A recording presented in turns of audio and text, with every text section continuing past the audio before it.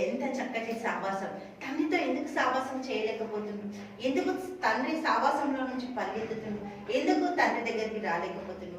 లోకపరమైన ఆలోచనలు, లోకపరమైన తలంపులు, లోకపరమైన ఆ బిడ్డని లాక్కెళ్ళిపోయి మనం కూడా ఎంతో ప్రార్థిద్దాం అనుకుంటాం, దేవుడి దగ్గర కూర్చుందాం అనుకుంటాం, దేవా ఇది నేను ఈరోజు చేస్తా అంటాం. కానీ మన పరిస్థితులు, మన శరీర క్రియలు అన్ని కూడా దేవునికి వ్యతిరేకం. శరీరం ఎప్పుడు కూడా ఆత్మకు వ్యతిరేకం. మాట మనం విన్నామంటే పని చేయలేము, దేవుని పనిలో ఉండలేము, దేవుని కార్యాలు చూడలేము.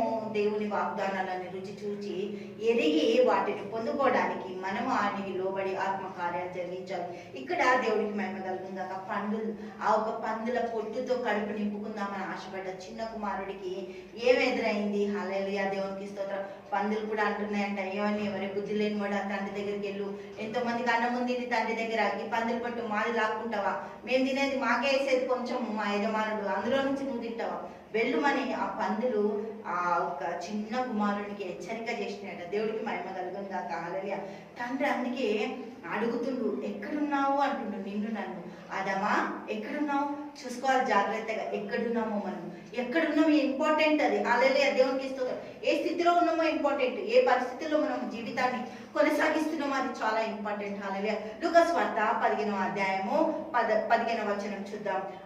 మందు గొప్ప కరువు రాగా ఆ కరువులో భయంకరమైన పరిస్థితుల్లో ఈ యొక్క కుమారుడు, దేవునికి మహిమ కలుగుందా హల్లెలూయా, ఈ యొక్క కుమారుడు ఆ యొక్క పరిస్థితుల్లో ఎంత భయానకరమైన స్థితిలో ఆ పందులు పొట్టుతో తన ఆశ తీర్చుకోవాలనుకుంటాడు. కానీ 16వ వచనం చూద్దాం.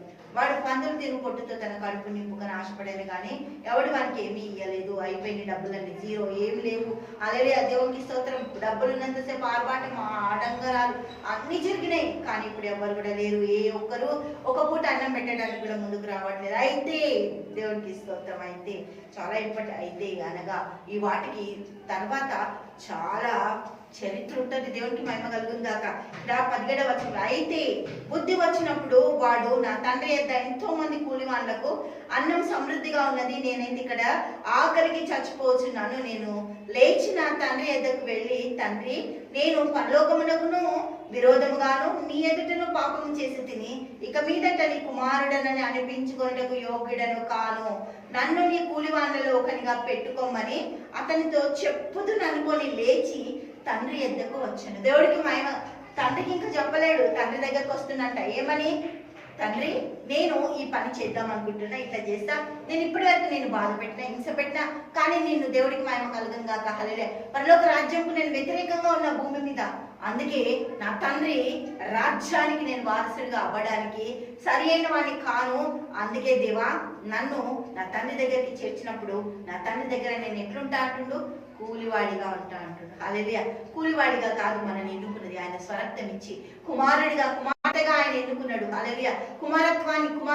కుమార్తె తత్వాన్ని దేవుడు మనకు అనుగ్రహించిండు. పరలోకపు రాజ్యపు వారసుగా భూమి మీద జీవించడానికి దేవుడు మనకి కృపని అనుగ్రహించిండు. బానిసల నుంచి దేవుడు మనల్ని కుమారుడిగా, కుమార్తెగా పిలిచిండు. హల్లెలూయా. తండ్రి యేసయ్యానికి స్తోత్రాలు, గొప్ప అద్భుతకర ఆశ్చర్యకరమైన స్తోత్రాలు చెల్లిస్తాం. తండ్రి ప్రతి కుమార్తెని బిడ్డలుగా నీ స్వరక్తం ఇచ్చి కొనుక్కొని రక్షించి, కానీ తండ్రి పరలోక రాజ్యపు వారసులుగా భూమి మీద నువ్వు చేసిన కృతజ్ఞతలు చెల్లిస్తూ యేసు నామములో ప్రార్థిస్తున్నాము తండ్రి. ఆమేన్, ఆమేన్, ఆమేన్.